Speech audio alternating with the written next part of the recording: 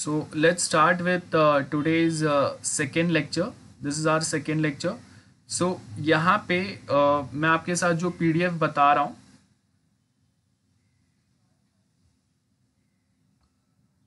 Okay, so I hope my PDF is with everyone. Yes, sir. Okay, good. So remember, while writing answers, आपको यहाँ पे मैंने जो हर एक टॉपिक में जो पॉइंट मैनर में दिया है, ये पैटर्न में आपको लिखना है. रेफरेंस बुक जो है वो रेफरेंस बुक मैंने ऑलरेडी आप सबके साथ शेयर किया है, और वो रेफरेंस बुक में से ही कंपाइल्ड चीज़ें मैंने यहाँ पे रखे हैं.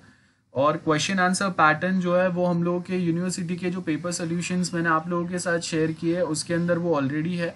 आप वो सेम यूनिवर्सिटी के प्रीवियस पेपर सोल्यूशन रेफर कर सकते हो. यहाँ पे भी हम लोग वो क्वेश्चन आंसर पैटर्न देख लेंगे. तो बेसिकली पॉइंट मैनर में आप अपना आंसर को जितना क्रिस्प और पॉइंट मैनर में रखेंगे उतना ही आपको मार्क्स जो है वो ज़्यादा मिलेंगे instead of writing big paragraph. So just make sure कि आप जो भी चीज़ें एक्सप्लेन करने का ट्राई करेंगे फाइनल ईयर एग्ज़ाम में वो अच्छे वे में प्रेजेंट हो सके. आप अकेले नहीं हो जो एग्ज़ाम दे रहे फाइनल ईयर का, आपके जैसे बहुत सारे दूसरे स्टूडेंट्स होते हैं, और जो इवेल्युएट करते हैं आपके पेपर को उनको भी बहुत सारे पेपर्स इवेल्युएट करने होते हैं. तो आप जितना इवेल्युएटर के लिए जितना चीज़ें आप सिंपल कर दोगे उतने आपको मार्क्स ज़्यादा मिलेंगे. आप इवेल्युएटर के लिए जितना डिफ़िकल्ट करेंगे उतने ही आपके मार्क्स कम हो जाएंगे. सो ये आप अपने माइंड में ज़रा फिक्स करके रखो कि आपको सिंपल से सिंपल वे में अपना आंसर प्रेजेंट करना है. और वो कब प्रेजेंट हो पाएगा, जैसे हम लोगों ने लास्ट टाइम भी डिस्कस किए थे, मैंने जो भी चीज़ें आपको एक्सप्लेन किए थे सारे पॉइंट मैनर में है. तो उसका मेन रीज़न ही ये है कि आपको यही पैटर्न में याद रखना है. बड़े पैराग्राफ भर के 2 पेज मैंने अगर लिखा तो मुझे 5 में से 4 मिलेंगे, ऐसा एक्सपेक्ट नहीं कर सकते. अब बहुत बार पूरा पेपर भर के आता है फिर भी लोग फेल हो जाते हैं. सो यहाँ पे याद रखो, जैसे हम लोगों ने लास्ट टाइम ये वाले टॉपिक कंप्लीट किए थे कैरेक्टरिस्टिक्स ऑफ प्रोजेक्ट. तो अब यहाँ पे देखो मैंने आपको पॉइंट मैनर में जो भी काम के पॉइंट्स है वो दे दिए. अब इतना पढ़ने के बाद में आप अगर हर एक के आगे अपने अपने अंडरस्टैंडिंग के हिसाब से अगर एक एक लाइन भी अगर ऐड करते हैं तो आपका आराम से 5 मार्क का आंसर बन गया, जिसमें सारे पॉइंट्स हम लोगों ने कवर कर लिए जो जो रेफरेंस बुक में दिए थे, जो आपके सिलेबस में. एक भी पॉइंट मैंने यहाँ पे स्किप नहीं किया. तो मैक्सिमम मार्क्स स्कोर करने का आपके चांसेस यहाँ पे बढ़ जाते हैं. तो अगर कैरेक्टरिस्टिक्स ऑफ प्रोजेक्ट अगर ये 5 मार्क का आंसर आता है तो वो टाइम पे मुझे 2 पेज ना लिखते हुए अगर मेरा 1 पेज या 1.5 पेज अप्रॉक्स होता है, उससे भी कम अगर मेरा आंसर होता है तो भी मुझे 5 मार्क्स मिलने के ज़्यादा चांसेस है, क्योंकि यहाँ पे सारे पॉइंट्स मैंने कवर किए. या 5 में से मैक्सिमम मार्क्स मिलेंगे 4, 4.5 वॉट एवर. तो यहाँ पे instead of writing big answer मैंने crisp to the point answer लिखा है जिससे मुझे मार्क्स मिल सकते हैं. और इसी को आप और थोड़ा बेटर वे में बता सकते हैं जहाँ पे हम लोग कोई डायग्राम्स बना सकते हैं. तो मैं आपको डायग्राम्स बताऊंगा आगे आगे जैसे हम लोग दूसरे पॉइंट्स डिस्कस करेंगे. बट फॉर नाउ हम लोगों का आज का जो टॉपिक स्टार्ट करना है वो यहाँ से करना है. आई थिंक लास्ट टाइम हम लोगों ने ये वाले पॉइंट्स कवर किए थे. आई होप आप सबको याद रहेगा. नहीं याद है तो एक बार वेरीफाई कर लेना. और मैंने हम लोग का जो भी ऑनलाइन लेक्चर्स ले रहे हैं इसको मैं रिकॉर्ड करके यहाँ पे ये यूट्यूब चैनल पे भी डाल रहा हूँ. तो अगर आपने मिस किया है, कोई फर्स्ट लेक्चर नहीं था, या आपने फर्स्ट लेक्चर में कुछ पॉइंट्स अगर आपको क्लियर नहीं थे, आप ये यूट्यूब लिंक से भी देख के वापस रेफर कर सकते हैं चीज़ों को. ओके. सो आज का जो हम लोग का टॉपिक है वो है contract management versus technical project management.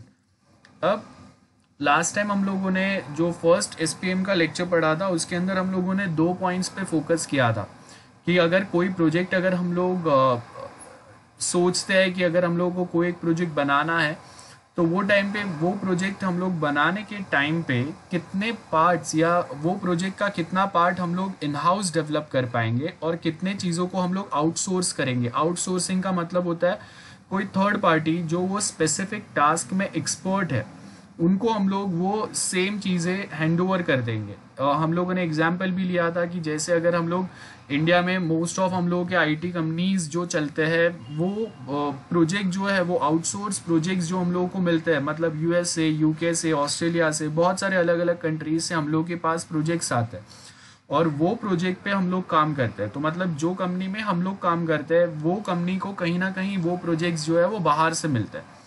आप देखो कि बहुत बार आपने देखा रहेगा कि आईटी कंपनीज जो है वो थोड़ा तकलीफ में आ जाते हैं अगर यूएस के साइड से ऐसा बोला जाता है कि हम लोग ज़्यादा प्रोजेक्ट्स जो है वो हम लोग के कंट्री में ही करेंगे, तो यहाँ के आईटी कंपनीज जो है वो टेंशन में आ जाते हैं। उसका मेन रीज़न ये है कि वहाँ पे प्रोजेक्ट्स बहुत सारे, काम बहुत सारा है, लेकिन वो वहाँ पे आपको जो डेवलपर्स है वो उतने नहीं है जो आपके ये प्रोजेक्ट्स बना सके, और अगर बनाते भी है तो आपको वहाँ पे डॉलर में पे करना पड़ता है। एंड यहाँ पे आप वो सेम प्रोजेक्ट्स के लिए रुपीज़ में पे करते हैं बहुत बार लोगों को।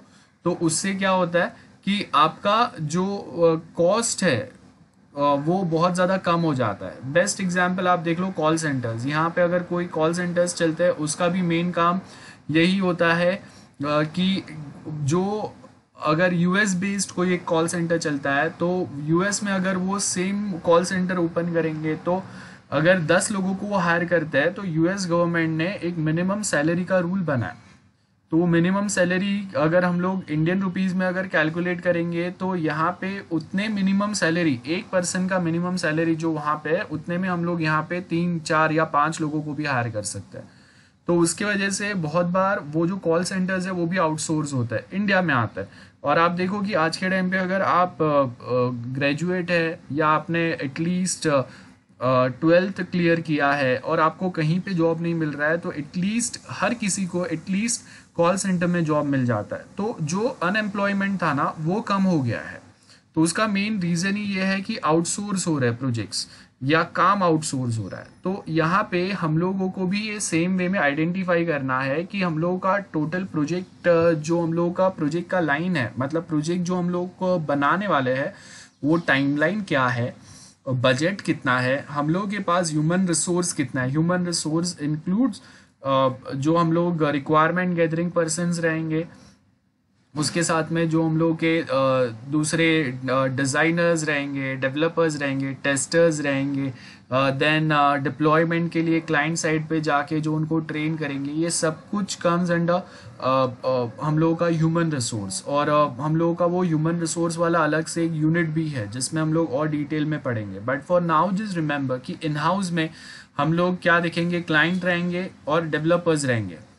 तो अब clients and developers are employed by the same organization. एक ही ऑर्गेनाइजेशन क्या कर रहा है, क्लाइंट भी उनके पास है, डेवलपर भी वही हायर कर रहे हैं। तो ये पूरा इन हाउस बना रहे, मतलब उन्होंने ही डिसाइड किया कि ओके ये हम लोग के डेवलपर्स है जो हम लोग के इन हाउस, हम लोग के कंपनी के ही लोग हैं जिनको हम लोग सैलरी दे रहे हैं, या फिर हम लोग के कोई दूसरे डिपार्टमेंट के लोग हैं जो टेक्निकल लोग हैं, तो उन्हीं के पास से हम लोग एक पूरा प्रोजेक्ट बना के लेते हैं।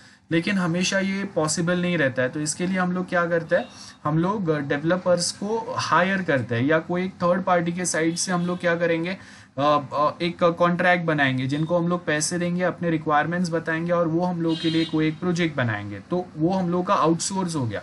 अब यहाँ पे भी बहुत बार क्या होता है कि सपोज दालमिया कॉलेज ने मुझे एक प्रोजेक्ट बनाने के लिए दिया है, कॉलेज का एक वेबसाइट या कॉलेज का एक मार्कशीट कुछ बनाना है। तो अब मैं क्या करूँगा, वो जो हम लोगों का जो प्रोजेक्ट होगा जो दालमिया कॉलेज ने मुझे दिया है उसमें मैं देखूंगा कि वेबसाइट तो मैं बना सकता हूँ, मोबाइल ऐप मैं नहीं बना सकता। अब रिमेंबर दालमिया कॉलेज ने मुझे अगर कोई एक प्रोजेक्ट दिया है तो I don't belong to their organization, I am an outsider. मैं वो इंस्टीट्यूशन में काम नहीं कर रहा हूँ, वो इंस्टीट्यूशन मुझे पेमेंट नहीं दे रहा है, मैं परमानेंट वो इंस्टीट्यूशन में नहीं हूँ, monthly payment, monthly salary basis पे। तो वो टाइम पे उन्होंने ऑलरेडी वो प्रोजेक्ट मुझे आउटसोर्स किया है। अब उसमें से भी सर्टन पार्ट मैं अपने साइड से वापस आउटसोर्स करूंगा। तो आउटसोर्सिंग में भी वापस सब लेयर्स होते हैं या अगेन उसमें मल्टीपल पार्टीशंस होता है, जिसमें बहुत बार इट माइट पॉसिबल कि डिज़ाइनर्स मुझे पता है कि मेरे पास अच्छे नहीं है, तो डिज़ाइनिंग के लिए मैं किसी दूसरे को आउटसोर्स करूँगा। कभी कभी मैं उसमें से सर्टन कॉम्प्लेक्स कोडिंग जो होता है उसको मैं आउटसोर्स कर सकता हूँ, या फिर वेबसाइट में बना के मोबाइल ऐप किसी को आउटसोर्स कर सकता हूँ, या फिर मेरा ऑलरेडी जो मैं प्रोजेक्ट बना रहा हूँ उसमें डेटाबेस हैंडलिंग मुझे बहुत ज़्यादा डिफिकल्ट हो रहा है, क्योंकि बहुत बड़ा डेटाबेस है, उसके ऊपर क्वेरीज बहुत डिफिकल्ट फायर होंगे। तो वो टाइम पे वो जो डिफ़िकल्ट क्वेरीज है वो मैं या तो इंटरप्रेट नहीं कर पा रहा हूँ, या मैं उसको प्रॉपरली अगर एरर्स आ रहे हैं तो मैं हैंडल नहीं कर पा रहा हूँ। तो ये जो भी रीजंस है ना, उसके लिए हम लोग क्या करेंगे, अलग से कोई तो एक थर्ड पार्टी को हायर कर लेंगे। तो आउटसोर्स प्रोजेक्ट में भी वापस आउटसोर्सिंग होता है, this is also possible. So remember this thing. Project manager होता है, प्रोजेक्ट मैनेजर कुड बी एक कॉन्ट्रैक्ट मैनेजर हो सकता है। रिमेंबर, प्रोजेक्ट मैनेजर नाम पे से पता चल रहा है जो प्रोजेक्ट को मैनेज करेगा। तो अब यहाँ पे ये जो प्रोजेक्ट मैनेजर है, ये प्रोजेक्ट मैनेजर क्लाइंट ऑर्गेनाइजेशन के साइड से भी हो सकता है, एक टेक्निकल पर्सन जो थ्रू आउट पूरा प्रोजेक्ट मैनेज करेगा, जो टेक्निकल डेवलपर टीम है उनके साथ भी कोऑर्डिनेशन बना के रखेगा। और या फिर एक टेक्निकल प्रोजेक्ट मैनेजर हो सकता है जो सप्लायर साइड से हो सकता है। सप्लायर साइड मतलब जो एक्चुअल डेवलप कर रहे हैं उनके साइड से एक प्रोजेक्ट मैनेजर हो सकता है। क्योंकि क्लाइंट इतने टेक्निकल इनफ नहीं रहेंगे कि वो पूरा थ्रू आउट प्रोजेक्ट क्या चल रहा है, कैसे करना है, वो हैंडल कर सके। तो इसके लिए सप्लायर या जो डेवलपर है उनके साइड से ही हो सकता है। तो ये बहुत सिंपल चीज़ है। ओके, नाउ प्रोजेक्ट मैनेजमेंट के अंदर यहाँ पे हम लोग को एक बहुत सिंपल सा डायग्राम दिया हुआ है, और ये डायग्राम के अंदर अगर आप देखेंगे, ये फर्स्ट पॉइंट जो है, रिमेंबर मैंने जैसे आपको अभी स्टार्टिंग में लेक्चर चालू किया तभी बताया था कि हम लोगों को डायग्राम्स जो है उस पर ज़्यादा फोकस करना है, और वो डायग्राम्स के साथ में आपको थियोरी अपना कंबाइन करना है, तब आपको अच्छे पॉइंट्स मिलेंगे, अच्छे मार्क्स मिलेंगे। तो यहाँ पे सेम वे में अगर हम लोग देखेंगे कि जब अगर हम लोग को एक प्रोजेक्ट बनाने की ट्राई करते हैं तो सबसे पहले जो सबसे इंपॉर्टेंट पॉइंट रहता है वो रहता है फिजिबिलिटी स्टडी। फिजिबिलिटी स्टडी मतलब जैसे अगर मैं बात कर रहा हूँ कि हम लोग ऑनलाइन लेक्चर कंडक्ट कर रहे हैं फिलहाल के लिए। अब बहुत सारे कॉलेजेस जो आज के टाइम पे मुंबई में है, सारे ऑनलाइन लेक्चर्स कंडक्ट कर रहे हैं, लेकिन इसमें से बहुत कम ऐसे इंस्टीट्यूशंस या कॉलेजेस रहेंगे जो सोचेंगे कि ओके हम लोग का एक खुद का सॉफ्टवेयर होना चाहिए या वेबसाइट होना चाहिए जिसके ऊपर हम लोग अपना ही खुद का सॉफ्टवेयर यूज़ करके ऑनलाइन लेक्चर्स कंडक्ट करें। लेकिन प्रैक्टिकली अगर हम लोग सोचे तो ऑनलाइन लेक्चर्स अभी आपके लाइफ टाइम नहीं चलने वाले। जब तक ये पेंडेमिक है, जब तक कोरोना का क्राइसिस चल रहा है, तब तक हम लोग ऑनलाइन लेक्चर्स पे ज़्यादा एम्फेसाइज करेंगे। Once we are done with this, उसके बाद हम लोग के फिजिकल लेक्चर्स ही कंडक्ट होंगे, हम लोग कॉलेज में ही आएंगे, वहाँ पे ही हम लोग काम करेंगे। तो अगर मैं बोलता हूँ कि कोई एक पेड सर्विस मैं ले रहा हूँ जिसमें वो मुझे कस्टमाइज सॉफ्टवेयर प्रोवाइड करेंगे जिसका कॉस्ट बहुत ज़्यादा हाई हो रहा है, तो वो लॉजिकल या वो फिजिबल नहीं है, वो प्रैक्टिकली ज़रूरी चीज़ नहीं है। बिकॉज एक महीना 2 महीने के बाद अगर लॉकडाउन हट जाता है, सिचुएशन अगर नॉर्मल हो रहा है, तो उसके बाद हम लोग वापस फिजिकली कॉलेज में आके लेक्चर कंडक्ट करेंगे, आप कॉलेज में आके ही वो लेक्चर्स अटेंड करेंगे। तो वो टाइम पे अगर मैं कोई इन्वेस्टमेंट अभी कर रहा हूँ तो वो रिक्वायर्ड नहीं है, वो बहुत बार फ्रूटफुल नहीं होगा और मेरे पैसे जो है वो भी वेस्ट हो सकते हैं। तो इसके जगह पे हम लोग हमेशा ऑल्टरनेटिव फाइंड करते हैं। तो गूगल मीट जो अभी हम लोग यूज़ कर रहे हैं ये ऑल्टरनेटिव है। ऑल्टरनेटिव कैसे है कि फ्री में हम लोग को टेम्पररी एक प्लेटफॉर्म मिल रहा है। जब तक हम लोग ऑनलाइन लेक्चर्स चलेंगे हम लोगों ने कोई अलग से किसी को पे नहीं किया है, तो फ्री का जो सर्विस है वो हम लोग यूज़ कर रहे हैं। हाँ, but there are few colleges जो क्या कर रहे हैं, डायरेक्टली माइक्रोसॉफ्ट टीम के ऊपर आ रहे हैं और उनका पेड सर्विस ले रहे हैं, जिससे उनको और थोड़े एडवांस सर्विसेज वहाँ पे मिल रहे। तो हम लोग टेम्पररी सिर्फ हम लोग वहाँ पे कोई ना कोई सर्विसेज को हायर करेंगे। हम लोग अपना एक कस्टमाइज सॉफ्टवेयर नहीं बना रहे हैं या हम लोग ज़्यादा इन्वेस्टमेंट नहीं कर रहे, बिकॉज अगर हम लोग प्रैक्टिकली सोचेंगे तो इतना इन्वेस्टमेंट करना टेम्पररी पर्पज़ के लिए that is not worth while. So feasibility study भी यही बताता है कि जब अगर हम लोग कहीं पे इन्वेस्ट करने का सोच रहे हैं, कोई एक प्रोजेक्ट बनाने का अगर हम लोग सोच रहे हैं, तो वो प्रोजेक्ट आपके कंपनी के लिए, वो कस्टमाइज प्रोजेक्ट या सॉफ्टवेयर आपके कंपनी के लिए कितना फिजिबल है या रिक्वायर्ड है कि नहीं at this point of time. अगर नहीं रिक्वायर्ड है तो जो मार्केट में बेस्ट ऑल्टरनेटिव अवेलेबल है एट चीपेस्ट कॉस्ट या फ्री ऑफ कॉस्ट, उसको हायर करो, उसको यूज करो।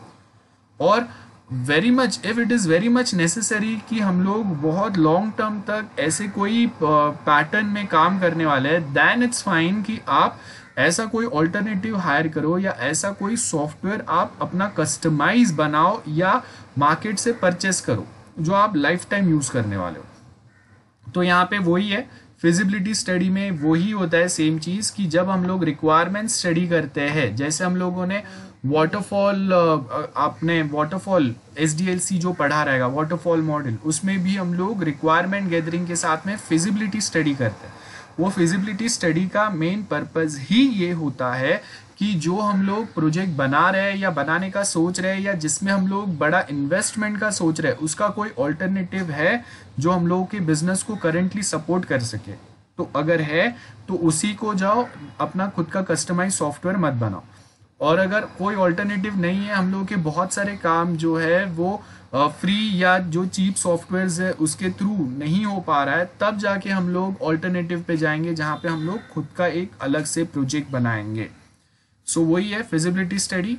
आप कुछ बनाने का सोच रहे हैं, वो रिक्वायर्ड है, अगर है देन प्लान करो कैसे हम लोग उसको बनाएंगे। प्लानिंग में सब कुछ आ गया, प्लानिंग में रिक्वायरमेंट गैदरिंग आ गया, कितने पार्ट में बनाएंगे, कितना टाइम लगना चाहिए, कितने लोग उस पर काम करने वाले हैं, मतलब मैं कस्टमर साइड से बोल रहा हूँ कि उनके कितने एम्प्लॉयज़ इस पर काम करेंगे, कितना डेटा उनका रहेगा इस पर, और साथ में कितने कस्टमर्स इसके साथ इंटरेक्ट कर सकते हैं, उनको कैसे टाइप का सर्विस अपने कस्टमर्स को प्रोवाइड करना है या अपने कंपनी में जो वो काम कर रहे हैं वो उनको कैसे लेवल पे करना है, करेंटली उनके पास जो टेक्नोलॉजी है वो क्या लेवल पे है। तो अगर वो नया एक प्रोजेक्ट की बात कर रहे हैं तो उनके एक्सपेक्टेशंस कितने बढ़ जाते हैं। And second most important thing कि अगर हम लोग करंटली हम लोग कोई एक टेक्नोलॉजी यूज़ कर रहे हैं और वो टेक्नोलॉजी को अपग्रेड करने का मतलब होता है कि हम लोग एक नए प्रोजेक्ट पे जा रहे हैं जो आपको और बेटर रिजल्ट मिलेगा देगा। तो वो टाइम पे हम लोग ये भी देखेंगे कि मैं पुराना टेक्नोलॉजी या पुराना जो भी मैं अपना काम जो भी टेक्नोलॉजी यूज़ करके कर रहा था उसमें सपोज मेरा कुछ सर्टन काम जो है वो 30 डेज में हो रहा था, तो जब मैं अगर मेरा टेक्नोलॉजी अपग्रेड कर रहा हूँ, एक कस्टमाइज प्रोजेक्ट बना रहा हूँ मैं, मेरा 30 डेज का जो काम है वो 30 डेज का काम अब एटलीस्ट वही 30 डेज का काम अभी हम लोगों का एटलीस्ट 5 डेज, 10 डेज, 15 डेज या मैक्सिमम 20 डेज में कंप्लीट होना चाहिए। मतलब जो आपका 30 डेज का काम था वो अभी 20 डेज या 22 डेज में अगर इतना कम हो रहा है आपका, मतलब इतना टाइम अगर आपका बच रहा है, मतलब कि आपको ऐसे कोई प्रोजेक्ट या सॉफ्टवेयर की ज़रूरत है, ये होगा। अगर आपका पहले भी 30 डेज में काम हो रहा था, अभी वो घट के आपके 27 या 28 डेज हो गए, जो काम पहले आप 30 डेज में कर रहे थे पुराना टेक्नोलॉजी को यूज़ करके या फ्री वाला कोई सॉफ्टवेयर यूज़ करके, कस्टमाइज सॉफ्टवेयर बनाने के बाद वही 30 डेज का काम आपका 28 डेज या 27 डेज में हो रहा है। इतना ही अगर डिफरेंस आ रहा है देन फिजिबिलिटी स्टडी पे वो फेल हो जाएगा, उसकी हम लोगों को ज़रूरत नहीं है, बिकॉज वो अप टू द मार्क नहीं है। हम लोगों का करंट टेक्नोलॉजी से जो काम हो रहा है उसी में से ही थोड़ा कुछ वो अप एंड डाउन करके आपको वो काम दे रहा है या आपका काम कंप्लीट करा रहा है। तो वो टाइम पे ऐसे चीज़ों में हम लोग इन्वेस्टमेंट नहीं करेंगे। यहाँ पे वही है, प्रोजेक्ट मैनेजमेंट में फिजिबिलिटी स्टडी होगा, प्लान करेंगे हम लोग, प्लानिंग में भी हम लोग देखेंगे कि हम लोगों का एग्जिस्टिंग टेक्नोलॉजी से जो स्पीड पे काम हो रहा है और न्यू टेक्नोलॉजी पे स्विच होने के बाद, न्यू प्रोजेक्ट पे स्विच होने के बाद उसमें कितना फ़र्क मिलेगा हम लोगों को, कितना वो काम वो चीज़ें फास्टर होंगी, कितना और सिंपल हो जाएंगे वो। और अगर आपको लगता है कि हाँ 30 डेज का काम आपका 20 डेज में या लेस देन 20 डेज में हो सकता है, दैट मीन्स हम लोगों ने करेक्ट ऑप्शन सिलेक्ट किया है, तो वहाँ पे हम लोग क्या करेंगे, प्रोजेक्ट एग्जीक्यूशन हम लोग का स्टार्ट कर देंगे। सो ये आपका फेजेस है। फिजिबिलिटी प्रैक्टिकली पॉसिबल है कि नहीं, फिजिबिलिटी स्टडी के अंदर भी वापस सब पार्ट्स आते हैं। आपने सॉफ्टवेयर इंजीनियरिंग में पढ़ा रहेगा, टेक्निकल फिजिबिलिटी होता है, इकोनॉमिकल फिजिबिलिटी होता है, यस और कौन सा होता है, एनीवन? गाइस, सॉफ्टवेयर इंजीनियरिंग में हम लोगों ने टाइप्स ऑफ फिजिबिलिटी पढ़े थे।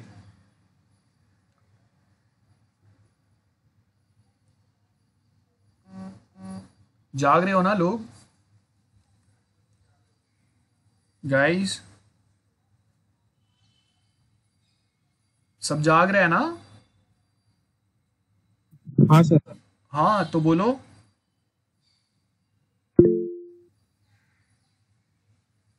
मैंने क्वेश्चन पूछा वो बोलो। सॉफ्टवेयर इंजीनियरिंग में आपने पढ़ा है ना, फिजिबिलिटी स्टडी आपने वहां पे पढ़ा था ऑलरेडी। मेरा पीडीएफ विजिबल है ना सबको? सो बेसिकली फिजिबिलिटी स्टडी में फिलहाल के लिए हम लोग दो समझते हैं। एक होगा टेक्निकल फिजिबिलिटी, एक होगा इकोनॉमिकल फिजिबिलिटी। अलग से हम लोगों का ये एक टॉपिक कंप्लीट होने के बाद में नेक्स्ट लेक्चर में आपको एक पूरा एक डायग्राम दूंगा, जो आपका एक क्रक्स होगा फॉर एसपीएम, जिसमें हम लोग बहुत सारे अलग अलग पॉइंट्स के ऊपर एक फोकस करेंगे। एक माइंड मैप बताऊंगा मैं आपको, जो आपको थ्रू आउट दिस सब्जेक्ट याद रखना है। फिलहाल के लिए हम लोग फिजिबिलिटी स्टडी में दो पॉइंट्स पे फोकस करेंगे, जिसमें से फर्स्ट पॉइंट जो आपका होगा वो होगा टेक्निकल फिजिबिलिटी। टेक्निकल फिजिबिलिटी का मतलब होता है कि कोई एक सॉफ्टवेयर बनाने के लिए हम लोग जो टेक्नोलॉजी एक्सपेक्ट कर रहे हैं वो टेक्नोलॉजी यूज़ करके हम लोगों का प्रोजेक्ट हम लोग फुलफिल कर पाएंगे या नहीं।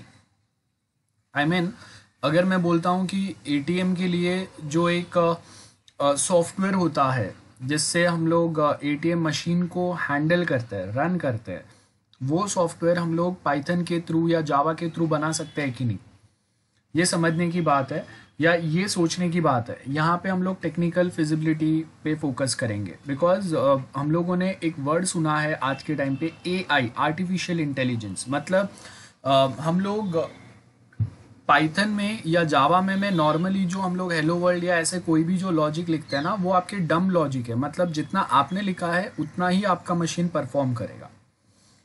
जो लॉजिक आपने नहीं लिखा है वो मशीन परफॉर्म नहीं कर पाएगा। एआई का मतलब, आर्टिफिशियल इंटेलिजेंस का मतलब है कि आप क्या क्या चीज़ें एक्सप्लोर कर रहे हैं, आप कैसे बिहेव कर रहे हैं, उसके बेस के ऊपर मशीन खुद को ट्रेन करता है और उसके बेस के ऊपर आपका जो एक्सपीरियंस है वो सॉफ्टवेयर के साथ में वो इम्प्रूव होते जाता है। मतलब वो नॉर्मल प्रोग्रामिंग के एक लेवल आगे आ जाता है। आप देखो कि आप यूट्यूब पे या गूगल पे आप कोई एक स्पेसिफिक, या ट्विटर पे जाओ आप, या फिर आप कोई दूसरे ऐसे एप्लीकेशंस देखो जहाँ पे आपको एक स्पेसिफिक कैटेगरी के पोस्ट लाइक करते हैं, फॉलो करते हैं, कमेंट करते हैं, तो आपको सिमिलर टाइप के पोस्ट जो है वो ज़्यादा दिखने लगता है। गूगल गूगल भी सिमिलर वे में आपके एक्टिविटीज़ ट्रैक करता है। आप यूट्यूब पे भी कोई एक स्पेसिफिक कैटेगरी के वीडियोस अगर फॉलो करते हो तो आपको सजेशन में भी वैसे ही वीडियोस, वैसे ही मटेरियल और दिखते हैं। तो वो क्या हो रहा है कि हम लोगों ने वहाँ पे लॉजिक लिखा है, लॉजिक एक कॉमन है, लेकिन उसके आगे हम लोगों ने अपने सिस्टम्स को आर्टिफिशियल इंटेलिजेंस दिया है। अगेन अगर मैं एटीएम का भी एग्जाम्पल लूँ तो एटीएम के एग्जाम्पल में क्या होगा कि अगर एटीएम के पास पैसे है, लेकिन अब कौन कितने पैसे निकालने आएगा, इसके लिए हम लोग कितने लूप लिख सकते हैं। चलो अगर मैं बोलता हूँ कि हम लोग एटीएम में 500 के नोट्स ही रख रहे हैं, तो मैं वहाँ पे लूप लिखूंगा कि अगर कोई 1000 निकालने आएगा तो 500 के दो, अगर 10,000 निकालने आएगा तो आप 500 के 20 नोट्स दो। तो ये वे में हम लोग वहाँ पे लॉजिक लिख सकते हैं। लेकिन वहाँ पे एटीएम के अंदर आपको बहुत बार 100, 200, 500 और 2000 सारे नोट्स मिलते हैं। अब जस्ट इमेजिन कि अगर कोई 2000 विड्रॉ करने आ रहा है एटीएम पे, और वो टाइम पे आपके पास 500 के कितने नोट्स है, 200 के कितने हैं, 100 के कितने हैं और 2000 के कितने हैं। हम लोग हमेशा ये काउंट नहीं रख सकते, वो हमेशा चेंज होते रहेंगे। तो अगर एक at any point of time अगर मेरे पास एटीएम में एक 2000 का एक ही नोट है, 100 के 10 नोट है और बाकी के 200 के, तो इसके लिए हम लोग लॉजिक कैसे लिख सकते हैं? ये लॉजिक लिखना पॉसिबल ही नहीं है, बिकॉज इनफाइनाइट लॉजिक्स बनेंगे इसमें। तो वो टाइम पे हम लोग जो हम लोग के सिस्टम्स है, जो मशीन्स है, उनको हम लोग थोड़ा इंटेलिजेंस प्रोवाइड करता है।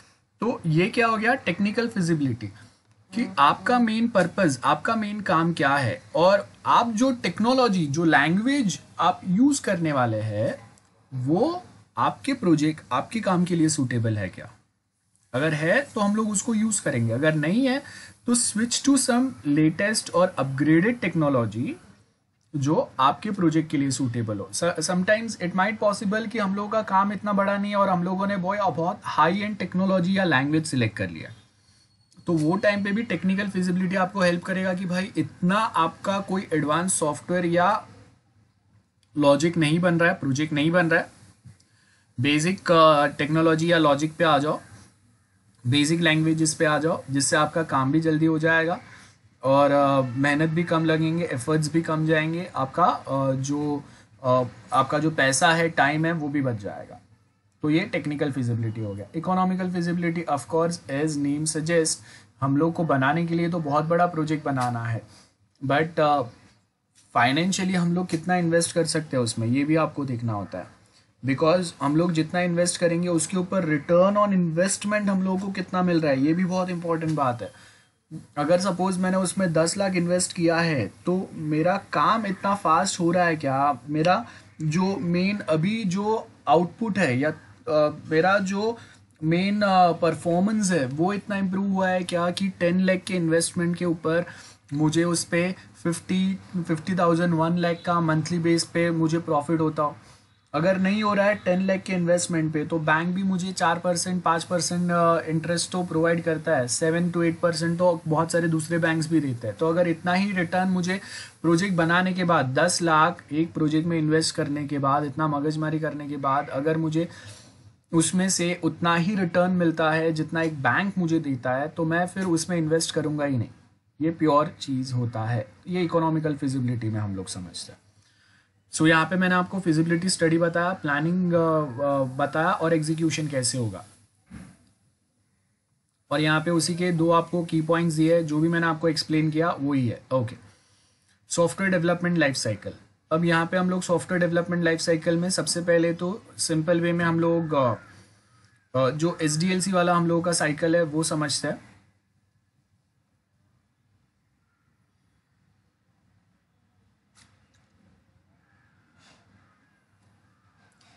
आपको सबको SDLC याद ही है, वापस मुझे रिवाइज कराने की ज़रूरत है।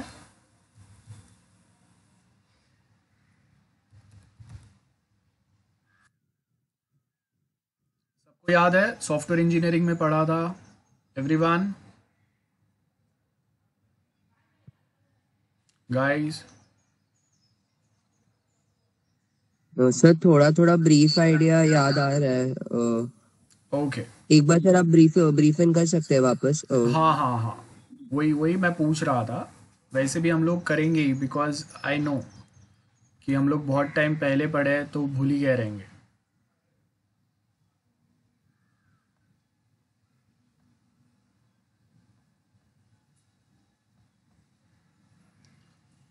ओके, सो देखो यहाँ पे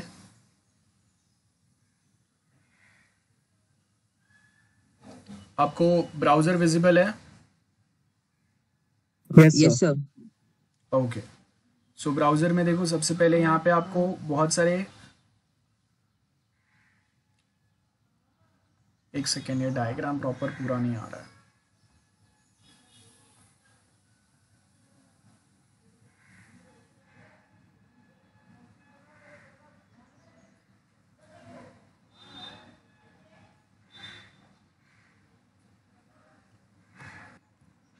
ठीक है, चलो यहाँ पे आपको थोड़े बहुत जो फेजेस जो दिख रहे हैं उसी में से हम लोग ट्राई करते हैं समझने का। एटलीस्ट बेसिक तो विजिबल है ना यहाँ पे? देखो सबसे पहले प्लानिंग दिख रहा है सबको? Yes sir.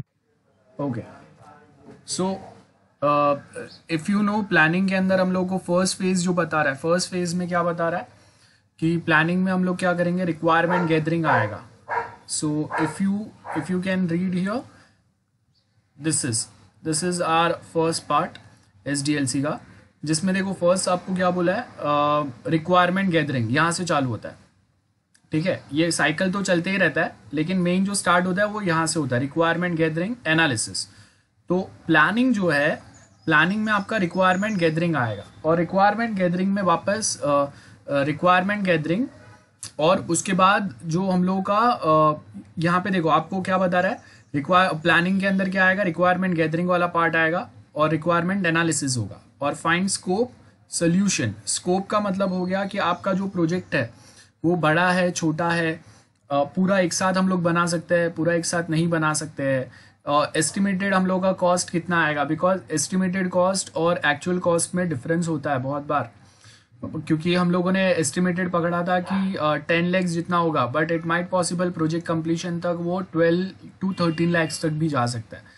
तो एस्टिमेटेड कितना है, एफर्ट्स कितने लगेंगे, कितने ह्यूमन रिसोर्स लगेंगे, कितना टाइम लगेगा हम लोगों को, ट्रायल एंड एरर कितना करना पड़ेगा, और अगर ये प्रोजेक्ट अगर पूरा जितना हम लोग सोच रहे उतना सक्सेस नहीं हुआ तो हम लोगों का कितने, हम लोगों के जो रिसोर्सेज है या फिर कितने हम लोगों के जो पैसे है वो कितने रिस्क पे आ सकते हैं वो होगा, और अगर ये सक्सेस होता है तो हम लोग को रिटर्न ऑन इन्वेस्टमेंट या बेनिफिट कितना मिलेगा।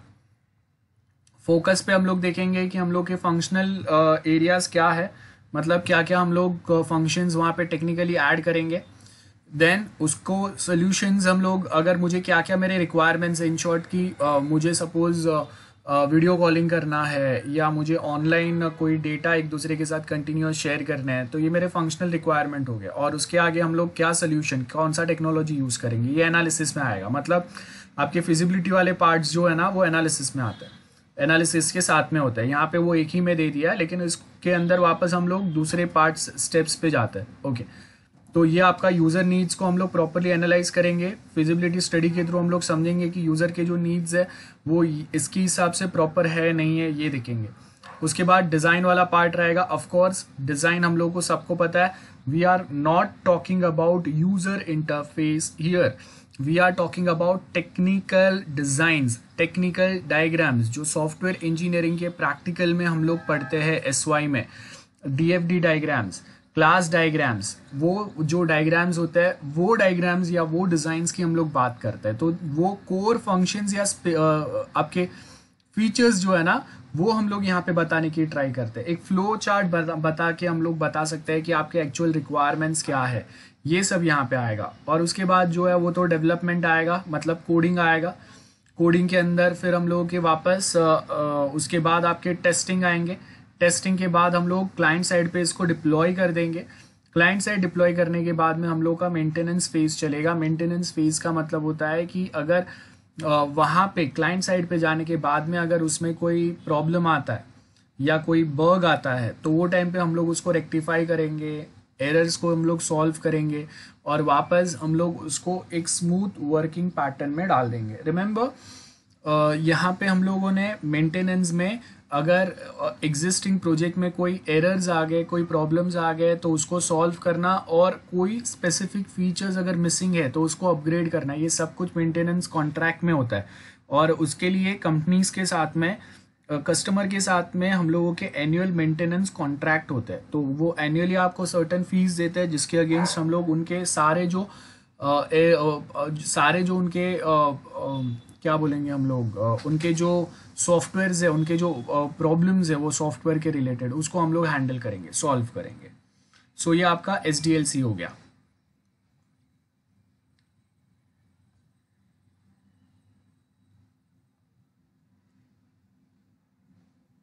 आई होप दिस इज क्लियर, जो अभी मैंने एक्सप्लेन किया सबको। यहाँ पे अगर हम लोग देखेंगे ना, वैसा ही पैटर्न आपको यहाँ पे मिल रहा है। सॉफ्टवेयर डेवलपमेंट लाइफ साइकिल, ये एडवांस वाला है। अभी जो मैंने आपको एक्सप्लेन किया वो हम लोगों ने SY में जो पढ़ा था वो था। अब यहाँ पे अगर आप देखेंगे ना तो यहाँ पे आपको ISO स्टैंडर्ड दिया हुआ है 12207। तो ISO 12207 बेसिकली ISO 12207 बेसिकली क्या बता रहा है कि हम लोगों को एक स्टैंडर्ड सॉफ्टवेयर बनाने के लिए कस्टमर आप पे ट्रस्ट कब करेगा, जब आप उसको ISO सर्टिफिकेट प्रोवाइड करेंगे अपने सॉफ्टवेयर के साथ में। तो ISO ने एक गाइडलाइन प्रोवाइड किया है कि आपको रिक्वायरमेंट्स जो होंगे वो आपके रिक्वायरमेंट कैसे पैटर्न में होंगे। तो देखो सबसे पहले यहाँ पे आपको एक सिस्टम दिया हुआ है। सिस्टम का मतलब हो गया कि हम लोग एक्चुअल में क्या सिस्टम बनाने वाले हैं उसके लिए। तो क्या होगा, रिक्वायरमेंट एनालिसिस होगा, आर्किटेक्चर समझेंगे हम लोग, और रिक्वायरमेंट एनालिसिस होगा। सो देखो यहाँ पे क्या बता रहे हैं, हम लोग छोटे छोटे फेज में हम लोगों ने अपने प्रोजेक्ट को डिवाइड किया है। तो पहले वाला जो हम लोगों का पहला जो हम लोग का फेज होगा, जैसे हम लोगों ने लास्ट टाइम इटरेटिव मॉडल पढ़ा था, जिसमें एक बड़े से प्रोजेक्ट को हम लोग छोटे छोटे पार्ट में डिवाइड करते हैं और वो छोटे पार्ट को फिर हम लोग क्या करते हैं, धीरे धीरे बनाना चालू करते हैं। सो यहाँ पे भी हम लोगों ने रिक्वायरमेंट एनालिसिस किया, उसका आर्किटेक्चर डिजाइन बनाया। इट माइट पॉसिबल कि पूरे प्रोजेक्ट का बनाया, इट माइट पॉसिबल कि पूरे प्रोजेक्ट का नहीं बनाया, हाफ प्रोजेक्ट का बनाया। उसके बाद वापस सर्टेन चीजें आपको मिसिंग लगे तो हम लोगों ने क्या किया, वापस उसका रिक्वायरमेंट एनालिसिस किया। उसके बाद फिर हम लोगों ने डिजाइन चालू किया। डिजाइन में वापस आपने देखा कि हम लोगों ने यहाँ पे आर्किटेक्चर डिजाइन बनाया, फिर वापस उसके अंदर कुछ न्यू रिक्वायरमेंट्स आए या कुछ न्यू हम लोग उसमें डेवलपमेंट कर रहे हैं, तो वापस क्या होंगे, रिक्वायरमेंट एनालिसिस होगा। मतलब एक प्रोजेक्ट को सपोज हम लोगों ने 10 पार्ट में डिवाइड किया है, तो वो 10 के 10 पार्ट में क्या होगा, रिक्वायरमेंट एनालिसिस होगा, डिजाइन होगा, requirement analysis design, requirement analysis design. तो ये कंटिन्यूअस हर एक पार्ट के लिए चलते रहेगा। उसके आगे फिर हम लोगों का कोडिंग एंड टेस्टिंग वाला पार्ट आता है। तो कोडिंग एंड टेस्टिंग में यहाँ पे आपका पूरा डिटेल डिजाइन आ गया। अब नेक्स्ट लेक्चर में आपको एक जो बड़ा सा डायग्राम दूंगा ना, उसमें के अंदर ये सब कुछ कंबाइन में आपको प्रोवाइड करूंगा सिंप्लीफाई करके। वो एक मैं आपको एक माइंड मैप रेडी करके दूंगा जो आपको याद रखना है। तो फिलहाल के लिए देखो, यहाँ पे डिटेल डिजाइन आएगा, कोडिंग आएगा, टेस्टिंग आएगा। कोडिंग टेस्टिंग मतलब ये डेवलपर साइड पे ही टेस्टिंग हो रहा है। उसके बाद में इंटीग्रेशन टेस्टिंग आता है। इंटीग्रेशन टेस्टिंग मतलब हम लोगों ने एक प्रोजेक्ट के 10 पार्ट बनाए और वो 10 पार्ट को हम लोगों ने अलग अलग कोड किया है। तो उसके बाद जब आपके सारे पार्ट्स बन गए तो हम लोग क्या करेंगे, वो सारे पार्ट्स प्रॉपरली चल रहे हैं कि नहीं ये हम लोग देखेंगे। तो वो देखने के लिए हम लोग को क्या करना पड़ेगा, एक पार्ट को दूसरे पार्ट के साथ कनेक्ट या इंटीग्रेट करना पड़ेगा। That is what we mean by integration testing, where we try to integrate one part of your software with another part. ये होने के बाद में हम लोग क्वालिफिकेशन टेस्ट करेंगे। Qualification test as name suggest कि हम लोग कस्टमर के जो रिक्वायरमेंट्स है, उसका जो टास्क है, उसके हिसाब से आपका सॉफ्टवेयर क्वालिफाई हो रहा है कि नहीं। सपोज कस्टमर एंड पे एक साथ उसके ऊपर 500 लोग, 1000 लोग वर्क करने वाले हैं, तो वो टाइम पे उस पे आपका सॉफ्टवेयर क्वालिफाई हो रहा है कि नहीं, ये देखेंगे हम लोग। वो कितना बर्डन ले सकता है कि नहीं, और जब वो बर्डन लेने के बाद में जब आपको वापस वो चीज़ों को वो प्रॉपरली पास कर रहा है कि नहीं। इन शॉर्ट, जैसे आपका एग्जाम्स होता है तो आपको 5 सब्जेक्ट पढ़ाने के बाद में एक एग्जाम होता है, दैट इज क्वालिफाइंग टेस्ट। अगर आप वो क्वालिफाई करते हो तो फिर आप नेक्स्ट ईयर में जाएंगे। सेम वे यहाँ पे भी वही होगा। हम लोगों ने जो भी सॉफ्टवेयर बनाया, हम लोगों ने 2 पार्ट्स 2 मॉड्यूल्स को सपोज इंटीग्रेट किया। हम लोग के प्रोजेक्ट में सपोज 10 मॉड्यूल्स है, उसमें से 2 मॉड्यूल्स को हम लोगों ने इंटीग्रेट किया।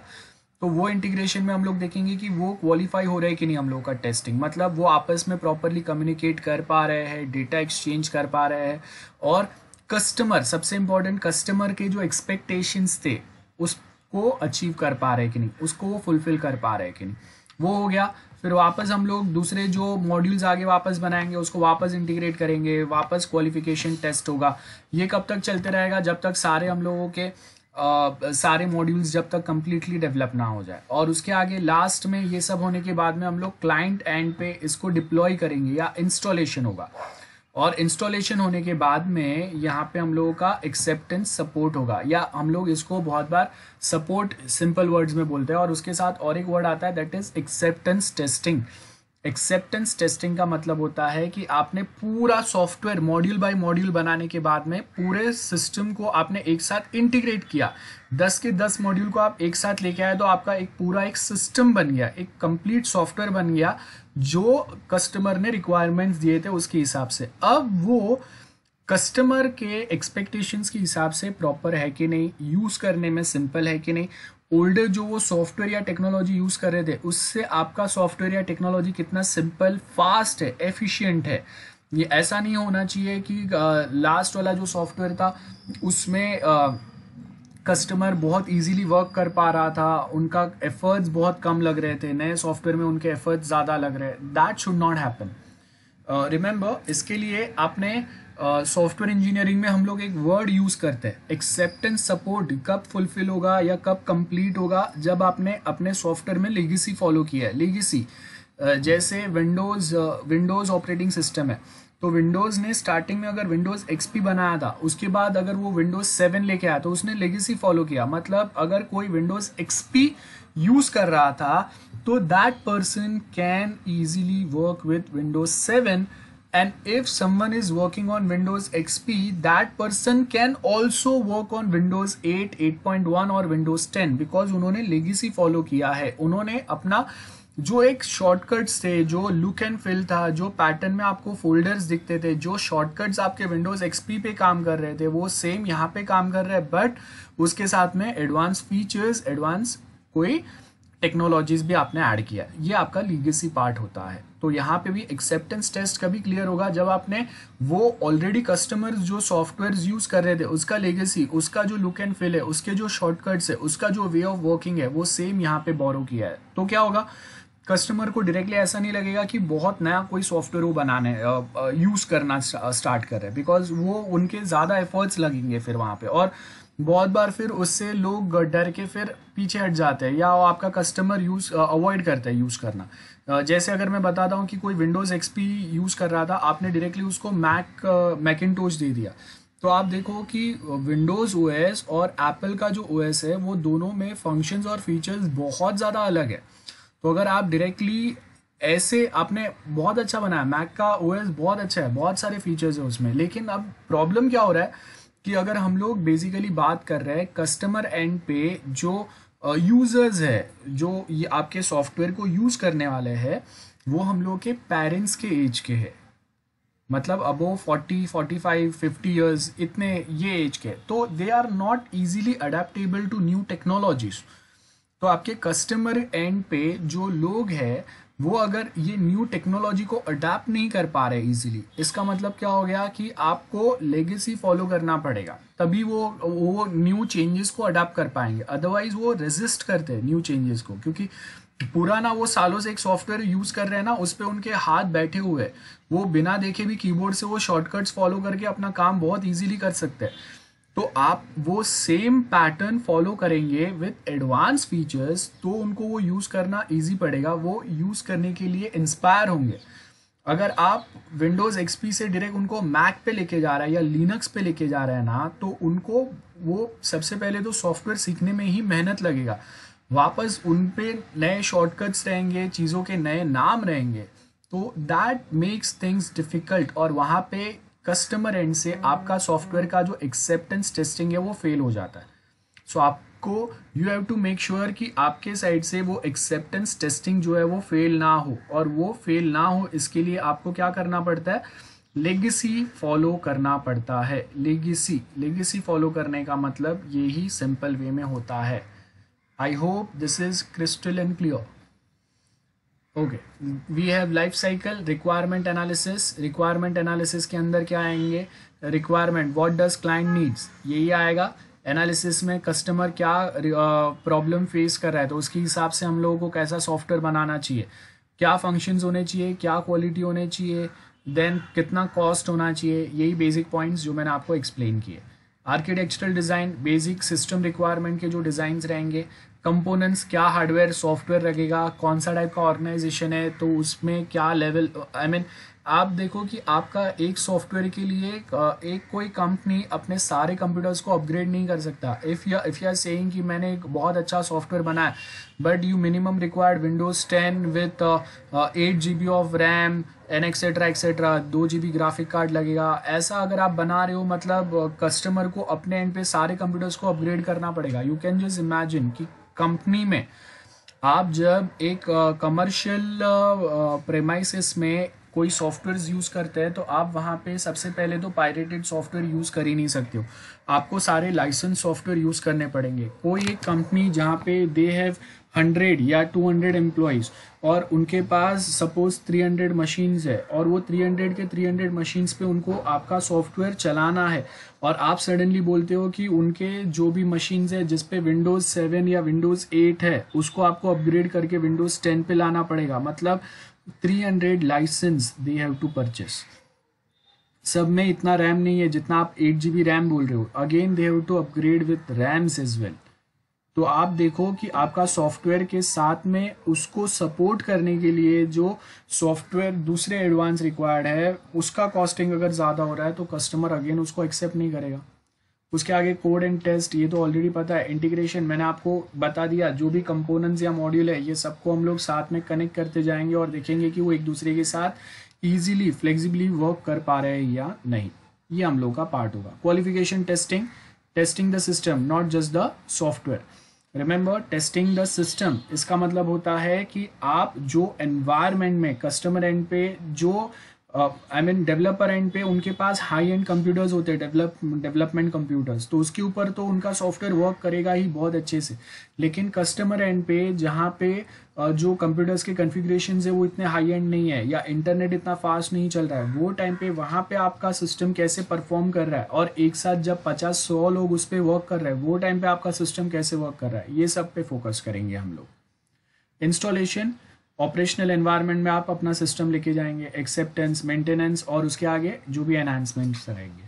सो ये जो भी पॉइंट्स है ऊपर डायग्राम वाले मैंने आपको ऑलरेडी एक्सप्लेन किया था, डायग्राम में भी एक्सप्लेन किया था। I hope this is clear to every one of you.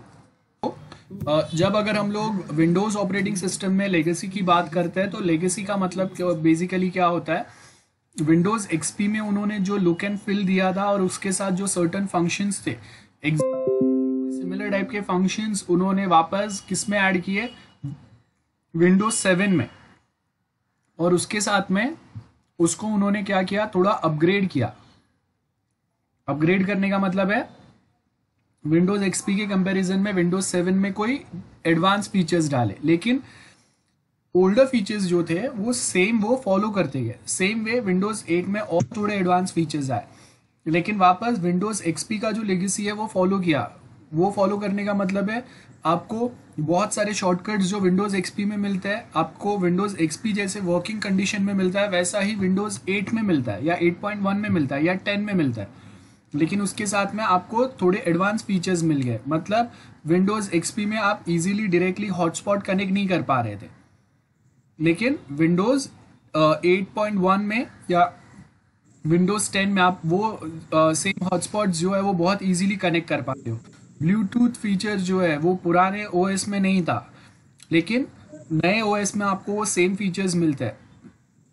अब विंडोज एक्सपी जैसा दिखता था, वर्क करता था, वैसा ही विंडोज 8 या 10 भी करता है, लेकिन उसके साथ में एडवांस टेक्नोलॉजी के साथ वो खुद को कोप अप कर रहा है। That is what we mean by following the legacy. I hope now it is clear. So now next topic is plans, methods and methodologies. 3 word में डिफरेंस क्या होगा वो दिखता है। सेट ऑफ मेथड्स जब हम लोग कंबाइन करते हैं उसको प्लान बोलते हैं। सेट ऑफ मेथड्स, यहाँ पे हम लोग के पास अलग अलग मेथड हो सकता है। One method we might be following for designing module 1, module 2. For some other modules we might be following some other methods. Coding के लिए क्या मेथडोलॉजी मेथड फॉलो कर रहे हैं, और सेम वे अगर हम लोग टेस्ट कर रहे हैं उसके लिए क्या पैटर्न फॉलो कर रहे हैं। सो यहाँ पे देखो we have set of methods, और ये जो सेट ऑफ मेथड्स है इसको सेट ऑफ मेथड्स को बोलते हैं मेथडोलॉजी। बहुत सिंपल डायग्राम से ही हम लोगों को समझ में आ रहा है। मेथड या सेट ऑफ मेथड्स जहाँ पे हम लोग बताएंगे कि हम लोग कैसे रिक्वायरमेंट गैदर करेंगे, कैसे एनालाइज करेंगे, फिजिबिलिटी स्टडी कैसे होगा, डिज़ाइनिंग कैसे होगा, डिज़ाइन के बाद कोडिंग कैसे होगा, कोडिंग के बाद टेस्टिंग कैसे होगा, क्लाइंट साइड पर डिप्लॉयमेंट कैसे होगा, मेंटेनेंस फेज में हम लोग कैसे काम करेंगे। ये जो फेज्ड मैनर में हम लोग जो एक पैटर्न, एक वे फॉलो करते हैं उसको मेथड बोलते हैं। ऐसे बहुत सारे मेथड्स होते हैं, requirement gathering, testing, designing, development, ये सब के लिए। तो ये सेट ऑफ मेथड्स जब आप कंबाइन करते हैं उसको हम लोग मेथडोलॉजी बोलते हैं। और ये सेट ऑफ मेथड्स को जब आपको एक सीक्वेंस में रखते हो, सीक्वेंस का मतलब है कि ये मेथड पहले आएगा, ये मेथड लास्ट में आएगा, उसको हम लोग बोलते हैं प्लानिंग। मतलब देखो यहाँ पे क्या बोला है, start and end of each activity, जहाँ पे हम लोग कौन से मटेरियल यूज करेंगे, कौन से ह्यूमन रिसोर्स वहां पे रिक्वायर्ड रहेंगे, डेवलपर लगेगा, टेस्टर लगेंगे, अगर डेवलपर लगेंगे तो कौन से डेवलपर्स लगेंगे, आपका जो डेवलपमेंट टास्क है वो सिंपल है, टफ है, कॉम्प्लेक्स है, तो उसके हिसाब से आपको एक्सपर्ट डेवलपर्स ही रिक्वायर्ड है, या कोई बेसिक जो हम लोगों के फ्रेशर्स है 6 मंथ्स टू 1 ईयर का एक्सपीरियंस है वो भी चल जाएंगे, ये सब हम लोग देखेंगे। तो सेट ऑफ मेथड्स, मेथडोलॉजी हो गया। मेथड का मतलब क्या हो गया? मेथड रिक्वायरमेंट एनालिसिस मेथड क्या होगा, कैसे हम लोग जमा करेंगे। सपोज मैं बोल रहा हूँ कि मैंने एक गूगल फॉर्म बना दिया है रिक्वायरमेंट गैदर करने के लिए, so that is my method of gathering the requirement from client side या customer side, that is one method. Testing में मैं बोल रहा हूँ कि हम लोगों के ये 5 टाइप के टेस्ट करने वाले, दैट इज अ मेथड, जिसमें मैंने अगेन टेस्टिंग में भी हम लोगों ने सीक्वेंस बता दिया है कि सबसे पहले हम लोग सबसे पहले हम लोग जो हम लोग का यूनिट टेस्ट करेंगे, उसके बाद इंटीग्रेशन टेस्ट करेंगे, इंटीग्रेशन टेस्ट होने के बाद सिस्टम टेस्ट करेंगे, सिस्टम टेस्टिंग के बाद में हम लोग एक्सेप्टेंस टेस्ट करेंगे। सो that is a method. Same way development में हम लोग क्या पैटर्न फॉलो करेंगे, डिजाइनिंग में हम लोग क्या पैटर्न फॉलो करेंगे। तो ऐसे सेट ऑफ मेथड्स को आप कंबाइन करते हैं, उसको मेथडोलॉजी बोलते हैं। और ये ही सेम मेथड्स को जब आपको एक स्पेसिफिक सीक्वेंस में डालते हैं कि कौन सा मेथड पहले आएगा कौन सा बाद में आएगा, और हर एक मेथड में क्या क्या आपके रिक्वायरमेंट्स रहेंगे, कौन लोग लगेंगे, क्या आपको अलग से दूसरे सॉफ्टवेयर हार्डवेयर रिक्वायर्ड रहेंगे उसमें, वो आपका प्लानिंग फेज हो गया। तो आपको कंटेक्स्ट समझना है। कंटेक्स्ट का मतलब है कि हम लोग क्या काम कर रहे हैं एग्जैक्टली, उसके हिसाब से हम लोग प्लान करेंगे, और वो प्लानिंग में कौन से मेथड्स यूज होंगे, वो सेट ऑफ मेथड्स को हम लोग कंबाइन करेंगे। तो वो आपका प्लान, मेथड्स एंड मेथडोलॉजी हो गया। This is most simple topic जो एग्जाम में 5 मार्क के लिए अगर आता है तो यही सेम वे में लिखना है। और यहाँ पे मैंने जो भी कुछ आपको डायग्राम में एक्सप्लेन किया है वो आप अपने वर्ड्स में भी बहुत ईजिली एक्सप्लेन कर सकते हैं, और उसके नीचे बॉक्स में भी मैंने वापस वो दिया हुआ है। Now some ways of categorizing projects. So यहाँ पे देखो क्या दिया है, distinguish different types of projects is important as different types of task needs different project approach.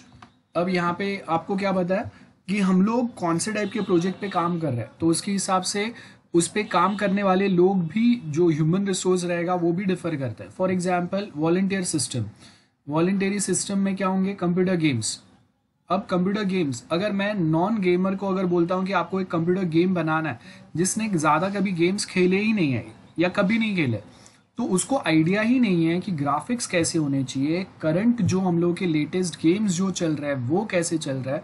अगर मैं बोलता हूँ किसी को जिसने कोई कभी कभी पबजी नहीं खेलता है, अगर मैं उसको बोलता हूँ कि भाई आपको पबजी जैसा गेम बनाना है, तो जब तक उसको पबजी क्या है या काउंटर स्ट्राइक क्या है, या अगर और कोई गेम्स की अगर मैं बात करता हूँ, तो वो उसको गेम्स ही नहीं पता है जब तक, तो तब तक उसको एक्चुअल में हम लोग कैसे गेम्स की बात कर रहे हैं, उसका ग्राफिक्स कैसे होने चाहिए, उसमें वे ऑफ वर्किंग कैसे होने चाहिए, उसके इफेक्ट्स कैसे आने चाहिए, वो पता ही नहीं है। सो इट मीन्स हम लोग के पास जो वॉलंटरी सिस्टम्स रहेंगे, वॉलंटरी सिस्टम्स में हम लोग के पास जो डेवलपर्स या उसमें काम करने वाले जो ह्यूमन रिसोर्स है वो भी ऐसे कोई होने चाहिए जिन्होंने ऐसे सॉफ्टवेयर या ऐसे चीजें यूज किए हुए। नाउ वॉलंटरी सिस्टम का मतलब, वॉलंटरी मतलब अपने मर्जी से आप चाहिए तो ज्वाइन हो सकते हो, अपने मर्जी से नहीं चाहिए तो आप बैकआउट कर सकते हो। For example Facebook, that's a voluntary system. There is no compulsion कि आपको फेसबुक यूज करना ही है। आप चाहिए तो आप फेसबुक यूज करो, नहीं चाहिए तो मत यूज करो, कोई कंपल्शन नहीं है उस पर। उसके सामने बहुत सारे सॉफ्टवेयर जो होते हैं हम लोगों के, वो कंपलसरी सिस्टम्स होते हैं। जैसे अगर मुझे टैक्स फाइल करना है तो गवर्नमेंट ऑफ इंडिया ने एक ही टैक्स फाइलिंग के लिए वेबसाइट या कोई एक लोकेशन दिया हुआ है, वहां पे ही जाके वही पैटर्न में मुझे टैक्स फाइलिंग करना है। टैक्स फाइलिंग के लिए मेरे पास कोई दूसरा ऑल्टरनेटिव नहीं है। ऐसा नहीं है कि ये वेबसाइट अगर मुझे पसंद नहीं है, उसका लुक एंड फील मुझे पसंद नहीं है, उसके ग्राफिक्स अच्छे नहीं है, तो मैं जाके कोई दूसरे वेबसाइट पे जाके अपने टैक्स फाइलिंग कर सकता हूँ। नहीं, there is no other way. आपको आधार कार्ड रिक्वायर्ड है, पासपोर्ट रिक्वायर्ड है, तो उसके जो डेडिकेटेड वेबसाइट्स है उसी पे जाके आपको करना पड़ेगा। There are such compulsory systems we don't care about how it looks, कैसा वो वर्क कर रहा है, बस वर्क कर रहा है, हम लोग को उसी पे काम करना है। We don't have any other alternative.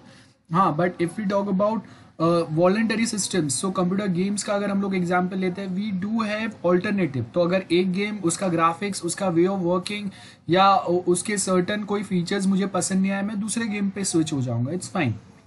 लेकिन कंपल्सरी सिस्टम में कोई दूसरा ऑल्टरनेटिव नहीं होगा। We have some information systems, नाम पे से पता चल रहा है इंफॉर्मेशन सिस्टम, जहाँ पे आप जाके कोई स्पेसिफिक इंफॉर्मेशन सर्च कर सकते हो, वो होंगे। Embedded systems hardware and software का जो कॉम्बिनेशन होगा। Objective based versus product based. अब ऑब्जेक्टिव बेस्ड का मतलब क्या होगा कि कोई एक स्पेसिफिक काम के लिए हम लोगों ने वो बनाए थे। जैसे मैंने स्पेसिफिक कोई कॉलेज के लिए बनाया जहाँ पे लोग स्टूडेंट्स को हम लोग एडमिशन ऑनलाइन देने वाले, तो मैंने मेरा ऑब्जेक्टिव क्या है, online student admission, that is objective based. Product based, Facebook that is a product, Google that is a product. किसी ने उनको ऑर्डर नहीं किया था, उन्होंने अपने आइडियाज अप्लाई करके एक कोई यूनिक इनोवेटिव सॉफ्टवेयर बनाया है, that is a product. Product based मतलब गूगल है, इट्स अ कंप्लीट प्रोडक्ट और अ पैकेज जहाँ पे जाके आप यूज कर सकते हो। उन गूगल को किसी ने ऑर्डर नहीं किया था कि भाई आप आके कोई एक सर्च इंजन बनाओ, आप आके कोई यूट्यूब बनाओ, लेकिन उन्होंने अपना एक प्रोडक्ट मार्केट में यूजर्स के आज के टाइम पे क्या एक्सपेक्टेशन है उसके हिसाब से लॉन्च किया। गूगल को किसी ने नहीं बोला था कि आप गूगल क्लासरूम बनाओ, लेकिन उन्होंने देखा कि आज के एरा में online education is very much necessary, तो उन्होंने अपना कोई एक आइडिया अप्लाई करके एक नया सॉफ्टवेयर इनोवेट करके मार्केट में लॉन्च किया जो लोग यूज कर रहे हैं, जिसमें से they are earning huge profits. So that is a product based. Product development हम लोग अब कभी खुद से भी बना सकते हैं, अगर हम लोग के कोई आइडियाज है बना सकते हैं, तो अगर हम लोग के पास उतना कैलिबर नहीं है तो हम लोग वो प्रोजेक्ट को आउटसोर्स कर देंगे। This are the 4 ways of categorizing projects. बहुत सिंपल है, मैंने आपको एक्सप्लेन किया, और ये जो भी मैंने आपको सिंपल वर्ड्स में एक्सप्लेन किया, टेक्निकल वर्ड्स में यहाँ पे वो नीचे बॉक्स में दिया हुआ है जो आप पढ़ लेंगे, और यहाँ पे उसका कैटेगराइजेशन है। Software projects, so software project में थोड़े बहुत क्या रहेंगे, सॉफ्टवेयर प्रोडक्ट डेवलपमेंट प्रोजेक्ट रहेंगे, और ये सर्विस बेस्ड रहेंगे। सर्विस बेस्ड का मतलब है जैसे कस्टमाइज प्रोजेक्ट्स अगर हम लोगों को रिक्वायर्ड है, वो सॉफ्टवेयर्स के ऊपर आप मेंटेनेंस काम कर रहे हो, या आपने कोई एक वो प्रोजेक्ट का पार्ट जो है वो आउटसोर्स किया है, किसी दूसरे को बनाने दिया है। और यहाँ पे अगर आप देखेंगे, आप जेनरिक सॉफ्टवेयर डेवलपमेंट प्रोजेक्ट्स हम लोग यूज़ करते हैं, जहाँ पे हम लोग डायरेक्टली क्या बता रहे हैं, जैसे मैंने आपको गूगल बताया, वो एग्जाम्पल होगा। या फिर हम लोग वर्टिकल सॉफ्टवेयर डेवलपमेंट प्रोजेक्ट्स की बात कर रहे हैं। सो यहाँ पे 2 कैटेगराइजेशन रहेंगे, डिटेल में हम लोग और उसको आगे पढ़ते जाएंगे नीचे। आई थिंक एटलीस्ट यहाँ तक मैंने जो भी एक्सप्लेन किया वो क्लियर है सबको। I want you to just draw one flow chart, जहाँ पे एक साइड सेंटर में यहाँ पे आप लिखोगे टाइप्स ऑफ सॉफ्टवेयर्स, डायग्राम बनाते जाना। एक साइड पे यहाँ पे हम लोग लिखेंगे कंपलसरी सॉफ्टवेयर, देन एक साइड पे हम लोग लिखेंगे voluntary software,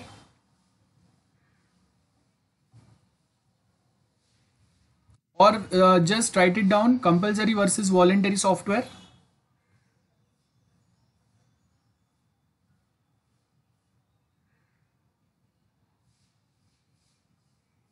voluntary software examples लिख दो, voluntary software examples.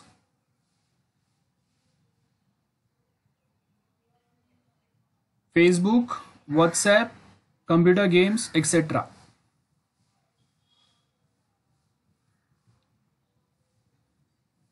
And compulsory software like banking software, online banking software. तो अगर मेरा वो एक स्पेसिफिक बैंक में, सपोज मेरा आईसीआई में अगर अकाउंट है, तो I don't have any alternative, ICI bank का जो मोबाइल ऐप है और उसका जो वेबसाइट है वहां से ही मैं ऑनलाइन बैंकिंग कर सकता हूँ, that is a compulsory software. GST filing software, तो अगर मैं इंडिया में रहता हूँ, तो अगर मेरा बिजनेस है इंडिया में, तो जीएसटी फाइलिंग के लिए गवर्नमेंट ऑफ इंडिया ने जो एक प्लेस मुझे दिया है वहां से ही फाइल होगा। Then tax filing etcetera. Okay, second category लिखो। Second category critical versus non critical softwares. Critical versus non critical softwares.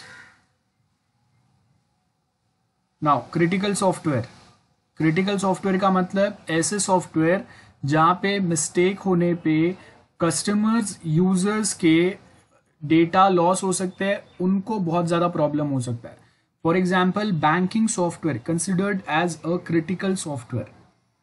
Y? Because अगर वहाँ पे हम लोगों ने कहीं पे भी अगर मिस्टेक किया, कोई यूजर्स के अगर क्रीडेंशियल्स या कोई यूजर्स के अगर कोई पर्सनल डिटेल अगर लीक हो गए तो उनको लॉस हो सकता है, उनको प्रॉब्लम हो सकता है. क्रिटिकल सॉफ्टवेयर के एग्जाम्पल लिख दो, लाइक बैंकिंग सॉफ्टवेयर, मेडिकल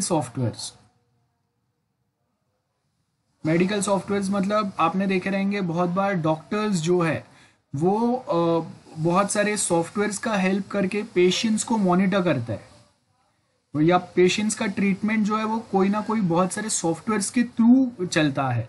जब वो उनको मॉनिटर करते हैं, या आप देखो कि कभी हम लोगों ने पेशेंट्स को जब हम लोग ट्रीट कर रहे हैं उनके बॉडी में अलग अलग कुछ हीमोग्लोबिन है या बीपी है या शुगर है, इसको मॉनिटर कर रहे हैं, तो वो टाइम पे जो डिवाइस यूज करते हैं उसके साथ भी कोई ना कोई सॉफ्टवेयर्स काम कर रहे हैं. तो दोज आर क्रिटिकल सॉफ्टवेयर्स. आप इमेजिन करो कि आईसीयू में कोई एक पेशेंट है जो बेड पे है और उसके साथ में एक आपने मशीन देखा रहेगा जो उसके हार्ट बीट्स बताता है. अब वो मशीन सिर्फ काम नहीं कर रहा है, वो मशीन के ऊपर कोई तो एक सॉफ्टवेयर है जो कंटिन्यूअसली वो पेशेंट का हार्ट बीट मॉनिटर करके उसके हिसाब से वहां पे वो सिग्नल्स जनरेट कर रहा है. सिग्नल्स आपने देखा रहेगा, हार्ट बीट्स के सिग्नल्स आते हैं. अब अगर आपके सॉफ्टवेयर में मिस्टेक हो गया, वो हैंग हो गया और वहां पे हार्ट बीट्स के जो हम लोग के वेव फॉर्म्स आ रहे थे उसके जगह पे एक स्ट्रेट लाइन आ गया, तो मतलब आपका सॉफ्टवेयर हैंग हो गया और वो क्या बता रहा है कि पेशेंट मर गया, लेकिन एक्चुअल में पेशेंट जिंदा है. Getting? So those are critical softwares.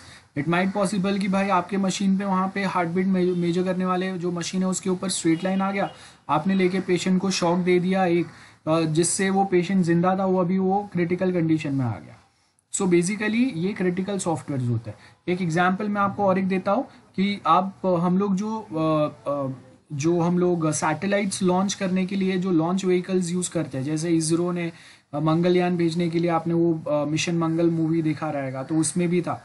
तो वैसा ही एक सिमिलर मशीन, वैसे ही जो रॉकेट्स हम लोग भेजते हैं बेसिकली स्पेस में, तो वहाँ पे भी वो रॉकेट्स को लॉन्च करने के लिए वो हम लोग एक लॉन्ग डिस्टेंस से स्पेस में जब वो रहते हैं तब उनको वापस ट्रैक करने के लिए, उनसे कम्युनिकेट करने के लिए भी अगेन यूज सॉफ्टवेयर्स. तो आपको एक एग्जांपल बताता हूँ कि यूएस में ऐसे ही एक रॉकेट लॉन्चिंग के टाइम पे उनका जो सॉफ्टवेयर था वो सॉफ्टवेयर में मिस्टेक आ गया, and because of that mistake उनका वो रॉकेट लॉन्चिंग जो है थोड़ा ऊपर जाके वो रॉकेट क्रैश हो गया, एंड बिकॉज ऑफ विच उनको बहुत बड़ा लॉस हुआ. एक रॉकेट जब हम लोग लॉन्च करते हैं तो उसका बिलियंस ऑफ डॉलर्स खर्चा आता है जो गवर्नमेंट बेयर करता है. तो आप देखो कि because of mistake in your software एक रॉकेट लॉन्च फेल हो गया, उसके साथ जो सैटेलाइट अटैच किए थे वो खत्म हो गए, तो आपका कितना ज़्यादा लॉस हो गया. अगर इंडियन रुपीज में अगर मैं आपको बोलूँ तो कम से कम 30-40,000 करोड़ से भी ज़्यादा हम लोगों का लॉस हो सकता है, more than this. So because of one mistake in your software. Those are critical. Non critical कौन से रहेंगे?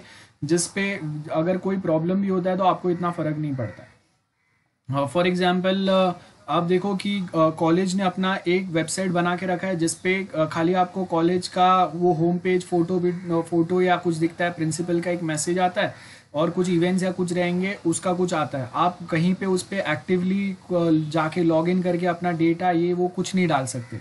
तो आपको खाली जाके कभी तो देखना है हाँ टाइम टेबल आ रहा है, कुछ प्रिंसिपल के साइड से कुछ मैसेज है, कॉलेज के साइड से कुछ अनाउंसमेंट है. तो दोज आर नॉन क्रिटिकल, क्योंकि वो बंद भी होता है तो हम लोगों को कोई फर्क नहीं पड़ता. अगर वो चालू भी है तो भी फर्क नहीं पड़ रहा है, अगर उसमें कोई मिस्टेक भी है तो भी फर्क नहीं पड़ रहा है. इट्स फाइन ना, कोई तो प्रिंसिपल का मैसेज है. हम लोग ने 3 साल जो लोगों ने वो कॉलेज में बिताया उसने भी जाके कभी नहीं देखा रहेगा कि कॉलेज के वेबसाइट के ऊपर प्रिंसिपल ने क्या मैसेज दिया हुआ है. Getting? So those are non critical type of software. जो है नहीं है उसमें कुछ मिस्टेक भी है तो आपको इतना कोई फर्क नहीं पड़ेगा. अगर फेसबुक पे सडनली अगर आपका एक अकाउंट बंद होता है तो आपको इतना फर्क नहीं पड़ेगा, आप वापस जो एक नया अकाउंट बना के उसके ऊपर वापस अपने फ्रेंड से कनेक्ट हो जाओगे। उसी की जगह पे अगर मैं बोलता हूँ कि आपका बैंक अकाउंट अगर बंद हो गया सडनली, तो वो चलेगा क्या? नहीं चलेगा वो, क्योंकि आपके इतने सारे पैसे वो बैंक अकाउंट में रहेंगे। वो अगर वैसा बंद भी हो गया सडनली या किसी ने हैक भी कर लिया, तो उसका दुख जो है ना वो एक आध साल तक हम लोग भूल नहीं पाएंगे। सोशल नेटवर्किंग साइट का दुख हम लोग एक दो दिन में भूल जाएंगे, भाई एक अकाउंट हैक हो गया, दूसरे दिन मैंने दूसरा बना दिया, it's fine. So critical, non critical, ये हम लोग के कैटेगरीज होते हैं। तो जो भी सॉफ्टवेयर हम लोग यूज करते हैं ना, उसको हम लोग ये कैटेगरी में डालते हैं, वॉलेंटरी, कंपलसरी, बाद में ये इन्फॉर्मेशन एंड एम्बेडेड वाला मैंने एक्सप्लेन किया, और इसके छोड़ के और एक जो कैटेगरी आता है वो आता है क्रिटिकल एंड नॉन क्रिटिकल, जो आपको ऐड करके रखना है। So I hope this are the main categories जो हम लोग रेफर करते हैं, और ये आप सबको क्लियर है। सो मैं आज यहाँ पे ही जो हम लोगों के ये types of categories of projects है वो ही एक्सप्लेन कर रहा हूँ, और कुछ नया नहीं पढ़ा रहा हूँ। So I hope this is clear to every one of you. ये डायग्राम जो भी है ये हम लोगों ने मैंने आपको एक्सप्लेन किया है। इसके आगे हम लोग नेक्स्ट लेक्चर करते हैं, ठीक है।